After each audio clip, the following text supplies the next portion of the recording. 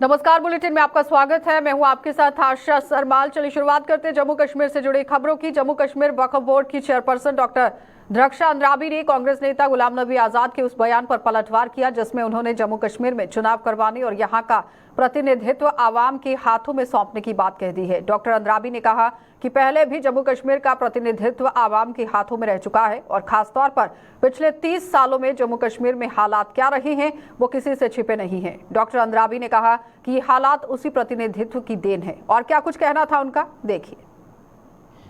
देखिए 70 साल में तो हमने इलेक्शंस ही यहाँ पे करवाए हैं और वो खुद भी यहाँ पे रहे। एज अ चीफ मिनिस्टर उन्होंने एक पारी खेली थी यहाँ पर जिसमें वो जल्दी बोल्ड हो गए और तब उनकी जो कोalition गवर्नमेंट थी वो पीडीपी के साथ थी। तो महबूबा जी साहिबा ने जिस तरह से आज़ाद साहब को क्लीन बोल्ड करवा दिया उस पारी में, उसके बाद वो ये कह रहे हैं कि रिप्रेजेंटेशन जो हमारी है वो लोगों के हाथों में होनी चाहिए। तो शायद 70 सालों में यहाँ रिप्रेजेंटेटिव्स भी लोग ही रहे और रिप्रेजेंटेशन भी लोगों के हाथों में ही रही।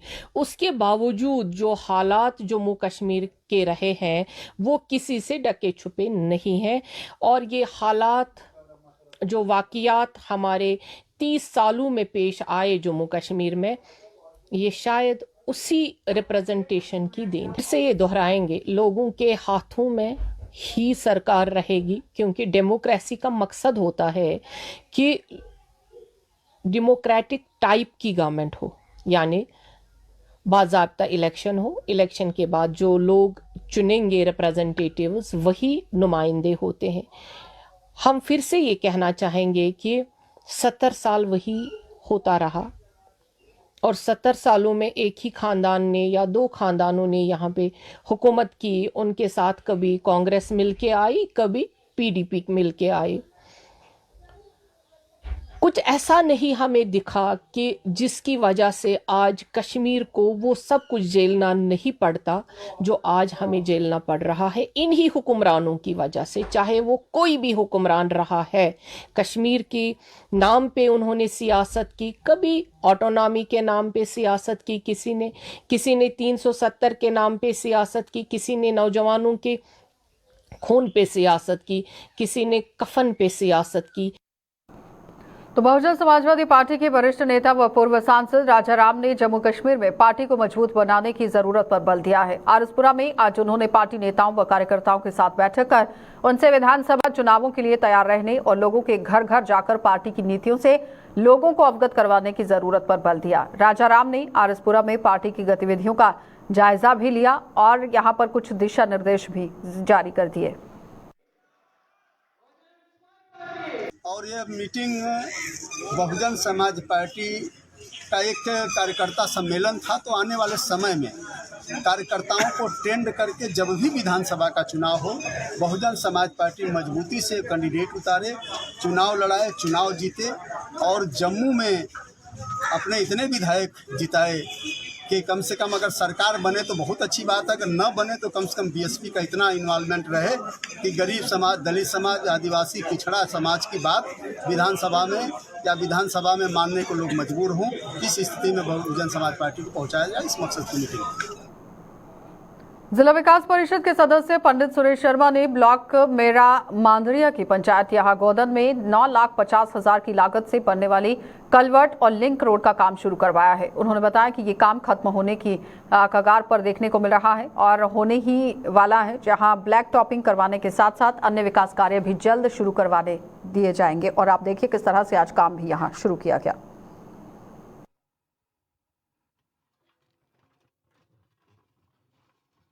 आज हमने गांव गोदन में ये 9,50,000 की लागत से एक कलवर्ट और उसके साथ साथ जो प्रोटेक्शन का काम था, एक लिंक रोड की हमारी, उसका काम का जो है शुभारम्भ किया है। काफ़ी देर से ये लोगों की डिमांड थी। ये गोदन हमारा जो गांव है बड़ा पिछड़ा हुआ गांव है और रोड कनेक्टिविटी की काफ़ी ज़्यादा ज़रूरत है। यहाँ पे जितने भी मोहल्ले हैं अभी ऐसे ही हैं। तो हमारा प्रयास है आज हमने कि ये शुरुआत जो है गाँव के अंदर की है और इसके बाद हमारी कोशिश है कि ये जो मोहल्ला है ये काम जब ख़त्म होगा इसके बाद ब्लैक टॉपिक का काम भी यहाँ होगा। और इसके साथ साथ एक गांव की एक दरीना डिमांड है कि गोदन से लेकर घराटल केरी तक हमारी रोड बननी चाहिए। आने वाले दिनों में हमारा प्रयास है कि गोदन टू घराटल भी एक रोड हमारी जल्दी यहाँ पे। जम्मू सूबे में बिगड़े मौसम के मिजाज का खामियाजा कई लोगों को भुगतना पड़ा है और तेज हवाओं और तूफान के कारण उधमपुर से करीब 15 किलोमीटर दूर यहां पड़ानू पंचायत में एक तेज हवा ने एक गरीब परिवार के सर से छती छीन ली है, जिससे ये परिवार अब दरबदर होकर रह गया है। तेज तूफान के कारण इनके कच्चे मकान की छत देखते ही देखते उड़ गई है। हालांकि गनीमत ये रही कि इस हादसे में किसी को चोट नहीं आई है, जानी नुकसान नहीं हुआ है। इनका कच्चा मकान भी अब गिरने की कगार पर पहुंच चुका है और ये लोग प्रशासन से मदद की गुहार लगाए बैठे हैं। इस पंचायत के प्रतिनिधि हालांकि अपनी ओर से इस परिवार की ओर आप देखिए हाथ बढ़ाने की बात कर रहे हैं, हर संभव मदद कर रहे हैं। हम पड़ानू गांव में रहते हैं। हमारे आधी तूफान चलने से हमारे घर का छत उड़ गया है और हमारे राशन पानी को भी नुकसान हो गया है। तो मैं रिक्वेस्ट करती हूँ डीसी मैम से कि वो हमारी हेल्प करें। मैं आप सरकार से रिक्वेस्ट करना चाहती हूँ कि वो हमारे मकान का आके देखें, रिलीफ करें, तो हमारी हेल्प करें, इतनी ज़्यादा चाहती हूँ मैं। ज़्यादा तूफान की वजह से इनकी छत उड़ गई तो बहुत काफ़ी नुकसान हुआ। बस इतना फ़र्क हो गया कि जान मानो को किसका नुकसान नहीं हुआ, जानवर इनके बच गए, ये खुद बच गए, कोई छत इनके सिर पर नहीं गिरी। सर मैं रिक्वेस्ट करती हूँ कि मैंने पटवारी सर को फ़ोन किया, ग्राम सेवक जी को फ़ोन किया कि इनको कुछ सहायता मिल सके तो कृपया करें। मैं डीसी मैडम से अगर ये देख सकती हैं तो मैं उनसे रिक्वेस्ट करती हूँ कि इनकी जल्द से जल्द कोई हेल्प की जाए। और सर मैं इस बात से दुखी हूँ कि हमने कितनी बार इनके डॉक्यूमेंट्स पंचायत घर में भेजे, तो कितनी बार इन्होंने कहा कि हमारे मकान का कुछ करो, तो हमने अपनी तरफ से पूरी कोशिश की कि हमने इनके जितने भी कागजात है सब भेजे, घर भी दिखाया कि सर जल्दी से जल्दी इनका दो। तो ये भगवान का शुक्र है कि इनकी जान बच गई, अगर कल को कोई हादसा होता तो हम किसको जवाब देते। सर मैं इतना कह चाहूँ कि हमारी एक दुकान है हमने घर के पास बनाई, तो हमने इनको कहा कि आपका जो जरूरी सामान है जो खराब ना हो वो आप हमारी दुकान में रख सकते हैं। और मैं सर ये कहना चाहती हूँ अगर मुझ में इतनी ताकत है कि मैं तो ये कहूँगी कि पंचायत घर हमारा खाली पड़ा है, उनको दिया जाए रहने के लिए। तो जम्मू श्रीनगर हाईवे पर उधमपुर जिले के अधीन आने वाली समरोली इलाके में आज पहाड़ से गिरे एक पत्थर ने वहां से गुजर रहे एक शख्स की जान ले ली है। मृतक की पहचान मोहम्मद रऊफ पुत्र सलामत उल्हा जो कि निवासी लाटी के रूप में की गई है। तो बताया यह भी जा रहा है कि मोहम्मद रऊफ जो कि बाइक लेकर समरोली से गुजर रहा था और अचानक वहां पहाड़ के नीचे आने की वजह से उसकी यहां मौत हो गई। इसकी सूचना मिलते ही पुलिस ने उसे उठाकर जिला अस्पताल पहुंचाया, जहां डॉक्टरों ने उसे मृत घोषित कर दिया। अभी हमें पता चला कि एक लड़का जो है जो मोटरसाइकिल पर चल रहा था समरोली के पास, तो जिस पर हेलमेट पहन के भी उसको एक कोई पत्थर से हिट हुआ है, जहाँ तक हमारे न्यूज़ मिली है मुझे, उस वजह से उसकी एक डेथ हुई। उसको लगे जो यहाँ आए, यहाँ इन्होंने डॉक्टर ने कोशिश की उसको रिसर्चेट करने की, मगर उसकी हालत ठीक नहीं थी तो वो एक्सपायर कर गई।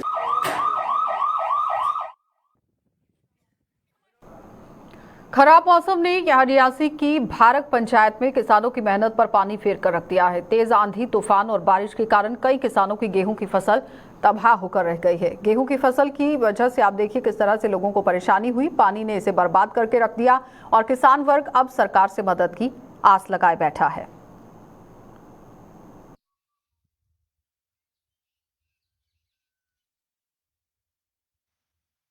हमारे गांव में बहुत से फसल अभी कटने बाकी थे, कुछ कटे थे वो काफ़ी तबाह हो गया है।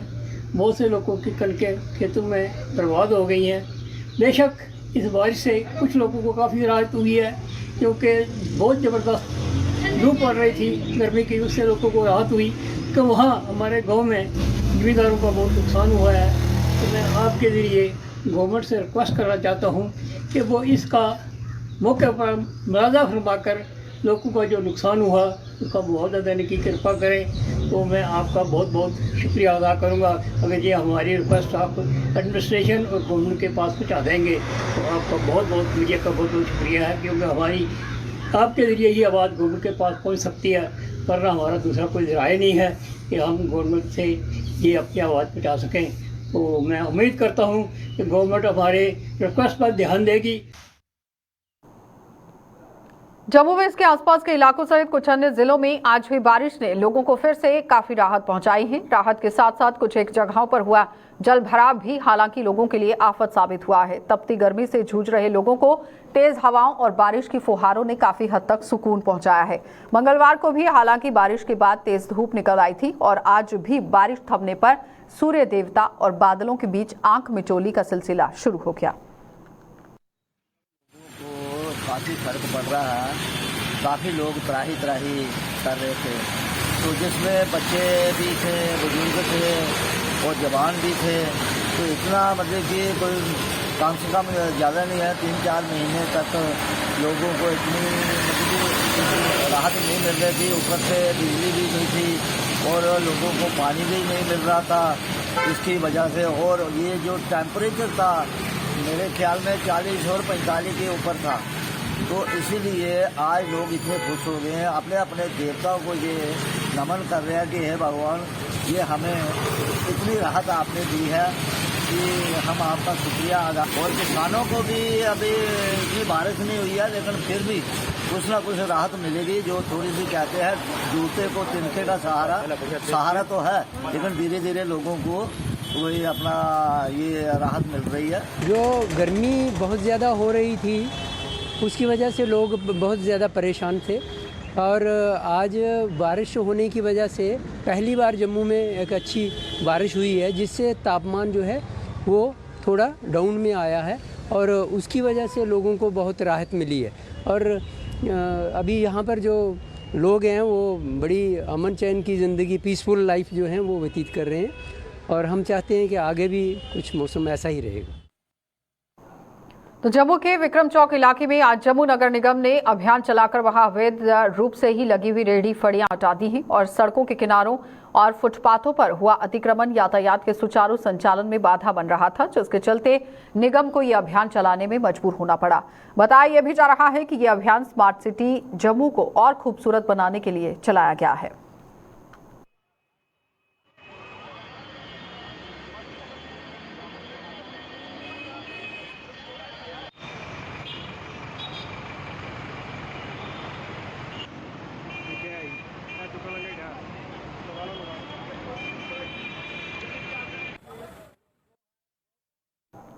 सांबा जिले के विजयपुर इलाके में बाजारों में हुए अतिक्रमण के खिलाफ आज प्रशासन ने जमकर अपना डंडा चलाया है। नगर पालिका की एक टीम आज पुलिस को साथ लेकर अचानक बाजार पहुंची और सड़कों पर कब्जा जमाए बैठे रेहड़ी फड़ी वालों के साथ साथ दुकानों को यहां पर आप देखिए किस तरह से सबक सिखाया गया, यानी दुकानों की हदों से बाहर सामान लगाने वाले दुकानदारों को भी सबक सिखाया गया। इस टीम ने कई लोगों के चालान काटे, जिनका सामान भी जब्त कर लिया गया और साथ ही साथ इस मुहिम के दौरान पॉलीथीन का उपयोग करने वाले दुकानदारों पर भी चालान काटे गए हैं, यानी कि कार्रवाई की गई। कमेटी विजयपुर ने साथ में SHO विजयपुर के साथ एंटी इंक्रोचमेंट ड्राइव चलाई है। जो लोगों ने सामान अपनी दुकानों के बाहर रखा था, जो रेडी फड़ी जो भी इंक्रोचमेंट थी वो हमने हटाई है, आगे भी हटाते रहेंगे। उसको लोगों को फाइन भी किया और उनको इंस्ट्रक्शन भी दी है आगे से जो सामान है वो दुकानों के अंदर ही रखें, अगर बाहर रखा तो एक जुर्माना भी होगा, साथ में उठा ली जाएगा। आज हमने कोई 4-5 किलो पकड़ा भी है और लोगों को जुर्माना भी किया। कितना जुर्माना सर? आज 2900 रुपये करीब जुर्माना की है। बिश्नाह की block medical officer doctor Rakesh Magotra द्वारा तबादला और प्रमोशन होने पर शिवसेना हिंदुस्तान ने आज उन्हें सम्मानित किया है। डॉक्टर मगोत्रा को प्रमोट कर कठुआ का चीफ मेडिकल ऑफिसर नियुक्त किया गया है। दूसरी ओर यहां शमीम चौधरी को बिश्नाह का ब्लॉक मेडिकल ऑफिसर नियुक्त किया गया है, जिन्होंने आज अपना पदभार संभाल लिया।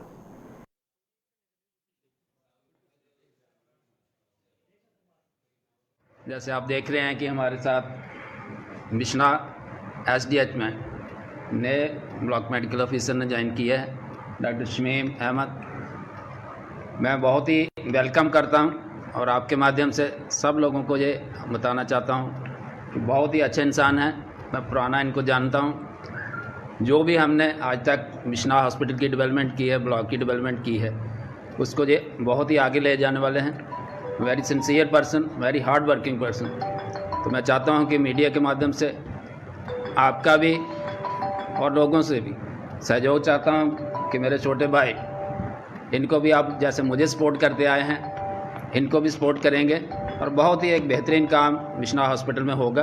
इसकी मैं उम्मीद लेके CMO कठुआ जो गवर्नमेंट ने ऑर्डर किया है वहाँ आज ज्वाइन करने जा रहा हूँ। तो मैं बहुत शुक्रगुजार हूँ मीडिया पर्सन का, तमाम उन लोगों का जितने भी सोशल एक्टिविस्ट हैं उनका, कि उन्होंने बहुत ही सहयोग किया।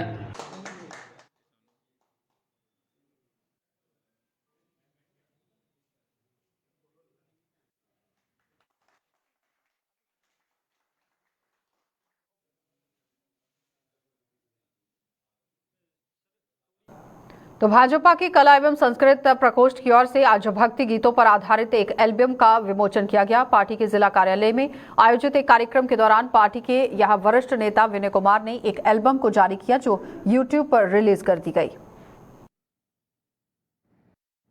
सतगुरु की महिमा आज यूट्यूब चैनल पे माँ बाबे वाले यूट्यूब चैनल पर आज लॉन्च हो रहा है। इसके हमारे जो जो गायकार हमारे बीच में धीरे बटालवी जी, जो पहले भी जय श्री बाबा लाल जी काफ़ी एल्बम रिलीज़ कर चुके हैं। मैं जम्मू जिला की तरफ से उनका बड़ा आभार प्रकट करता हूँ जो काफ़ी यूट्यूब पे इसका चैनल में उनका आ रहा है और आए दिन जो अपनी एल्बम रिलीज़ करते हैं।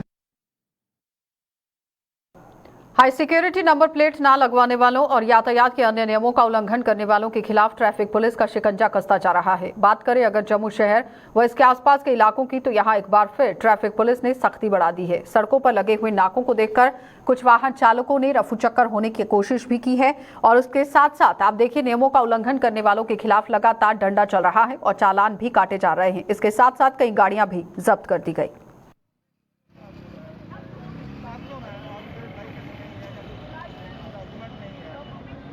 खास फोकस है इसके ऊपर जो HSRV नंबर है उसके ऊपर ज़्यादा फोकस है। उसको नहीं करिए, उसको पकड़ना, चलान देना, कोर्ट चलान देना या मौके का कराना चाहता है कि मौके कराना।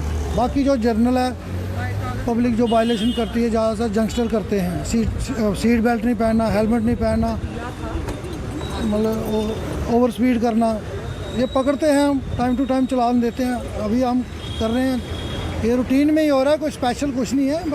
ये कुछ गाड़ियां हैं ना ये जो मतलब चोरी की गाड़ियां हैं, कुछ नंबर और लगे हैं, चैसी नंबर और है, इससे ये कंट्रोल होगा जैसे मतलब इनके जब चेकिंग होगी तब हम करते हैं। बीच में चैसी नंबर और निकलता है, अपना RC में कुछ और होता है, इसमें चोरी की गाड़ियाँ पकड़ी जाएंगी।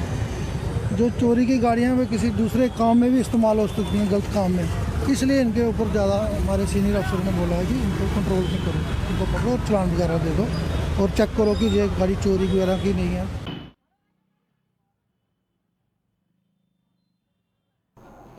SRTC से स्वेच्छा से रिटायरमेंट ले चुके यहां मुलाजिमों ने आज एक बार फिर राजभवन की ओर कूच करने की कोशिश की, लेकिन इनकी इस कोशिश को नाकाम कर दिया गया। इन पूर्व मुलाजिमों ने आरोप लगाया है कि प्रधानमंत्री नरेंद्र मोदी भी अपने पल्ली दौरे के दौरान जिस तरह से यहां पर पहुंचे थे, बड़ी सौगातें सामने रखी गई, लेकिन रही सही कसर निजाम ने बैठे हुए अधिकारी यहां पर पूरी कर रहे हैं। लेकिन उन्होंने दिया, लेकिन जो कुछ दिया वो हाई लेवल के ऊपर, नीचे तबके का उन्होंने भी ख्याल नहीं रखा। उसमें हम ये मानते हैं कि उनका कोई कसूर नहीं है। कसूर इन लोगों का है जो 25 MLA हमने जिता कर भेजे हुए थे इस सरकार का। तो या जो ब्यूरो सेक्रेटरी में बैठे, इनका काम था लोगों के केस प्रोसेस करने, इन्होंने नहीं किए। हमारी मांग है सरकार से, जो हमारे पेंटिंग एरिया है जिसमें कोला एरियर, 6 पे commission arrear and DA arrear, जिसका अमाउंट है 67 करोड़ 95,94,710 रुपये, जिसमें VRS employees, GHS employees and normal retire employees आजकल इन्होंने कंबाइंड सब इकट्ठे कर दिए हैं। हम ये गवर्नर साहब से ये अपील करते हैं, हमारी जो पेंडिंग लाइबिलिटी है वो विद इन डेज तक क्लियर की जाए। अगर ऐसा नहीं होता तो हमारा ये जो धरना प्रदर्शन जारी रहेगा। धन्यवाद। भारतीय जनता पार्टी ने जम्मू में अपना जनाधार और बढ़ाते हुए आज कई लोगों को पार्टी में शामिल कर लिया है। पार्टी के जम्मू मुख्यालय में आज आयोजित एक कार्यक्रम के दौरान कश्मीरी पंडित समाज के कई गणमान्य लोगों ने भाजपा का दामन थामकर इसके साथ कंधे से कंधा मिलकर चलने का प्रण ले लिया और पार्टी के प्रदेश अध्यक्ष रविंद्र रैना ने इन लोगों का जोरदार स्वागत करते हुए उम्मीद जताई है कि इन लोगों के भाजपा के परिवार का हिस्सा बनने में यहाँ आप देखिए पार्टी किस तरह से मजबूत होगी। मैं हृदय की गहराइयों से कश्मीरी पंडित समाज के इन सभी प्रतिष्ठित बहुआयामी और बहुमुखी प्रतिभाओं के धनी, इन व्यक्तित्व के मालिक, इन सभी कार्यकर्ताओं का भारतीय जनता पार्टी में हृदय से स्वागत करता हूं। कश्मीरी पंडितों ने हमेशा देश, समाज और धर्म के लिए कार्य किया है और हमें खुशी है कि कश्मीरी पंडित समाज से जो बहुत ही प्रतिष्ठित व्यक्ति हैं, जिनमें श्री हीरालाल भट्ट साहब जो जम्मू कश्मीर विचार मंच के साथ कई वर्षों तक जुड़े रहे, श्री अशोक कंगन साहब, श्री एस.के. भट्ट साहब एडवोकेट साहब, श्री मोती भट्ट साहब जैसे अनेक कार्यकर्ता जिन्होंने भारतीय जनता पार्टी का दामन थामा है, मैं उन्हें बधाई देता हूं और भारतीय जनता पार्टी में उनका स्वागत करता हूं। तो विभिन्न किस्म की आपदाओं के दौरान अपनी और औरों की कीमती जानें बचाने की जानकारी स्कूली बच्चों को भी दी जा रही है और इसी कड़ी में सिविल डिफेंस ने आज बिजनौर के सिकंदरपुर इलाके में स्थित एक स्कूल में कैंप लगाकर बच्चों को कई महत्वपूर्ण जानकारियां प्रदान की। इन बच्चों को बताया गया कि इन जानकारियों का उपयोग आपदाओं के दौरान करने से कई कीमती जानों को बचाया जा सकता है। इस कैंप का आयोजन सिविल डिफेंस की डिप्टी कंट्रोलर अनीता पवार की देखरेख में किया गया। इन केस कोई डिज़ास्टर होता है तो हमें किस तरीके से अपने आप को बचाते हुए लोगों की किस तरीके से हेल्प करनी है, उसी सिलसिले में आज हमने एक प्रोग्राम ऑर्गेनाइज यहाँ पे किया हुआ है और कम से कम इसमें कोई 70 के करीब बच्चे हैं जिन्होंने पार्टिसिपेट किया, बाकी का यहाँ का स्टाफ भी है। बस यही हमारी एक छोटी सी कोशिश है। क्या क्या सिखाया जाता है? इसमें बहुत सारे प्रोग्राम डिज़ास्टर में मैन मेड एंड जो नेचर मेड डिज़ास्टर होते हैं उसमें इम्प्रोवाइज तरीके से हम किस तरीके से क्या क्या कर सकते हैं, हेल्प कैसे कर सकते हैं, जैसे फायर फाइटिंग हो गया या एक्सीडेंट विक्टिम को किस तरीके से लिफ्ट करना है, स्नेक बाइट होगा उसको किस तरीके से हमने करना है। चलिए, बुलेटिन में फिलहाल इतना ही। देश और दुनिया की खबरों के लिए आप बने रहिए हमारे साथ।